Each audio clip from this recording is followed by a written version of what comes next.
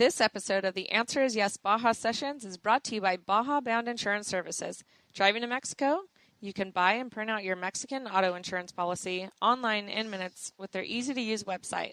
They also have great travel information to help you plan your trip south of the border. Visit bajabound.com. Hello, this is Ryan Thomas, and you're listening to the Baja Sessions. Over the last 3 decades, I've lived, worked, and played from the top to the tip of the majestic peninsula of Baja, California. And because of this, I've met some incredibly interesting people with equally interesting stories. And today on the Baja Sessions, we're going to chat with one of them. Shari Bondi is a Canadian-Mexican whale guide and researcher. She runs a bed and breakfast located in Bahia Asuncion, and for the last 30 years has studied and photo-documented some of the largest mammals on our planet. She enjoys sharing her knowledge and love of the Pacific gray whales that migrate to Baja once a year to mate and raise their young. Join us today to learn a little more about these amazing creatures and the relationships Shari has created with them. Shari, it is a pleasure to have you on the Baja Sessions today, and I'm really looking forward to hearing more about your life in Bahia Asuncion. We've met twice, and I don't know if you remember both times, but both of those times we came and had a feast out on your property there right at the water's edge, and I heard you mention a few times that you were a whale guide, but we never really got into it.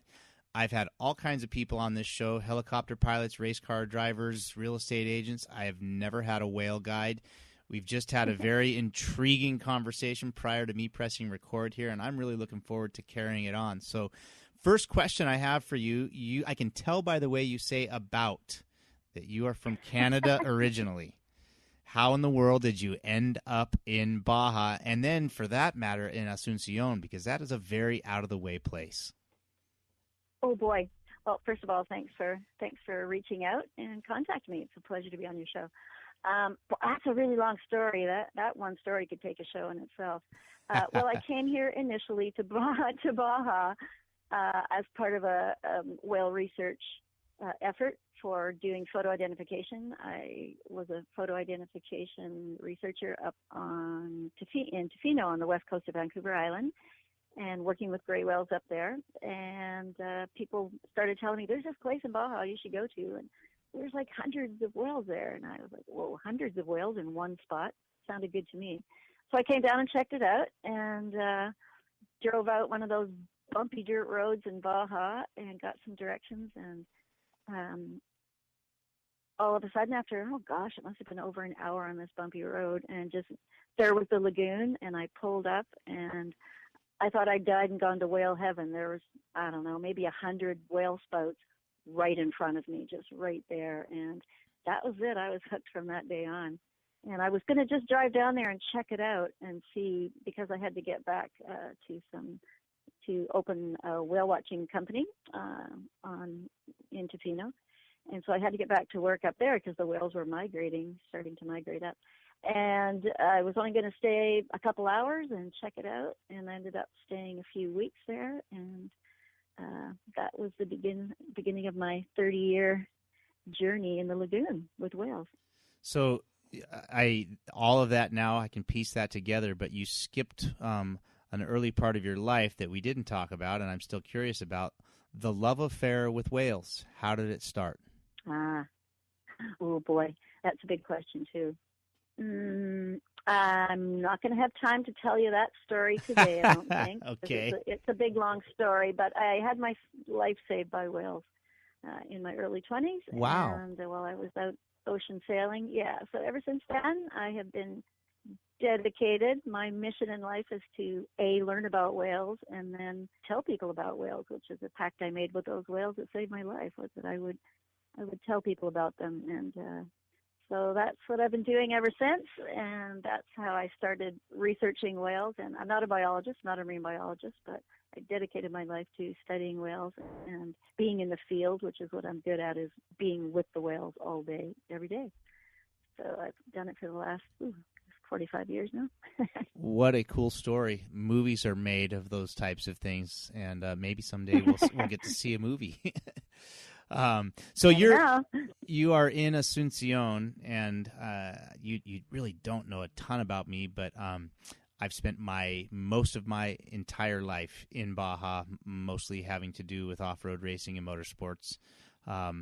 So totally different backgrounds, but a love affair with the place called Baja for sure we share amongst us.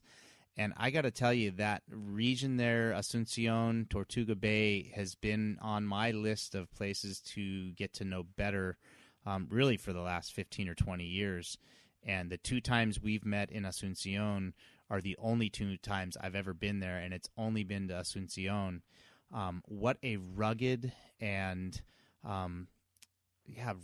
rugged and desolate place, but man, what a beautiful, special place as well. Was the decision to end up there in Asuncion, close to the lagoon there? I mean, was it a difficult decision ultimately to make, or was the love affair with whales enough to make that decision easy? Well, I was living in Guerrero Negro. I have been living and teaching at the university there, working at the Bahia Asuncion and teaching English at the university.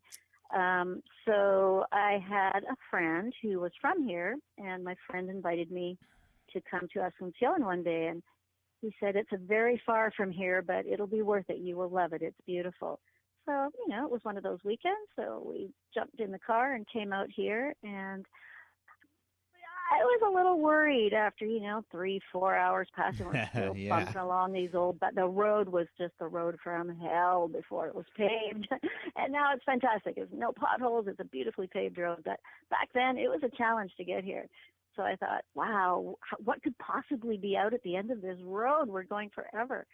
And we came to this magnificent, beautiful village perched out on a rock, perched out on this little spit that comes out and sticks right out into the ocean. My place is surrounded on 3 sides by water. I mean, it's phenomenal, as you know. Yes. So we drove through the town, and the first place we stopped after that long journey was the blowhole. And I got out of the car, and I got to admit, I was gobsmacked. I mean, I was bowled over with the wild beauty of this point. It just knocked my socks off. That's such a great way to say it, too. Wild beauty. I like that. I mean, really, I was gobsmacked. I was smitten with the place, and I've never been that taken with a place ever. It was like roots were growing out of my feet, and I thought I wasn't going to be able to get back in the car. It's like, I found my home. This is it. This is where I want to be. And I travel. I mean, I love to travel, and I've worked in many different countries, and I've never thought I'd settle down anywhere. And after that day, I knew I wanted to be here. And the funny thing was, I didn't know anybody in this town. I just knew one person, a friend of mine. And so it was years later, I ended up actually living and where I live right now is right on this same spot. And it was beautiful place. Destiny takes you away, but Baja, man, it's magic. It is just so magical. People have no idea. And the beauty of it, I'm bilingual, so the beauty of it is when you can actually talk to these people and find out their feelings and ideas and dreams and aspirations. I mean, they're just amazing people. And it is just drop dead beautiful here. So that's why I'm here. Guerrero Negro is really nice. It's okay, and there's some sweet spots there, but nothing like this. The weather in Asuncion and just living on the beaches, the pristine beaches are fun. Nobody. So that's my kind of life. For me, paradise is water, ocean, waves, beach. Love that. Yeah, and your location there, for listeners that are trying to put this into perspective, imagine a point, like a peninsula, a miniature peninsula, I guess you could almost say. Yeah, we stick way out there. And you've got, like you said, you have water on 3 sides of your property. And the cool thing about it, too, is that the way that the swell patterns and the wind patterns are, you look to your right and you can have a nice, calm, glassy bay, and you look to your left and it's a very angry, windy, wave-racked shoreline. There's so much contrast there. And then the blowhole that's right there in front of your house. I mean, again, listeners, if you ever get the opportunity, let's get this out of the way right now. What's the name of the hotel? What do you call it? A lodge, hotel, Bed and breakfast? We call it an inn. An inn. Because we live okay. here. All right. Yeah, it's called La Bufadora Inn. And Bufadora, when we were trying to come up with a name, we never planned to have a hotel at all. But, we built a room for friends and relatives that were going to come. So there's an extra room. And now we need another room for some more friends. And then people started coming. It's like, oh, maybe we'll get another room. We never planned to have a hotel at all.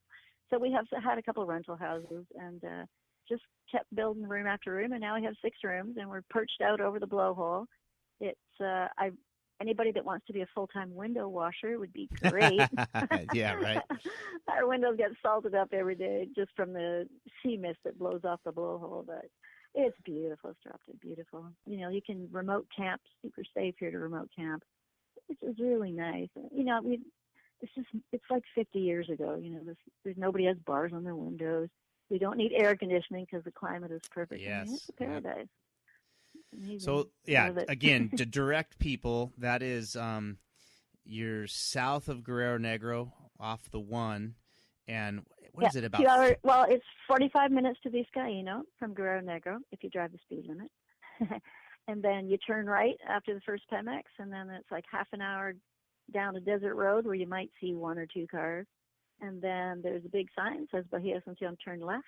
So you turn right off the highway, then another half hour left, and brings you out to the coast.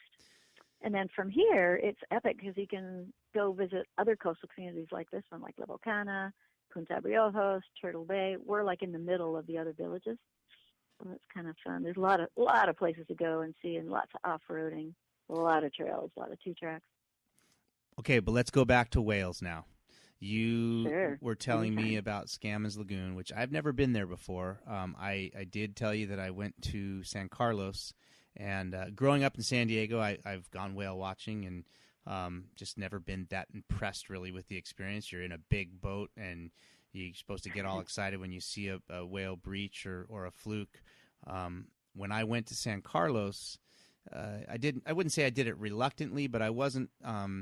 Let's put it this way. I wasn't as excited about going as I am now having been. I was blown away at the proximity, first off, in Aponga, having these massive creatures come up.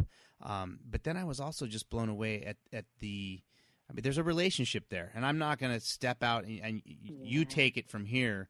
I'm not going to say that those whales that I saw, the mothers – had a relationship with the people in the boats or with the boats. It sure seemed like it because they were just comfortable. Oh, but they do. Yeah.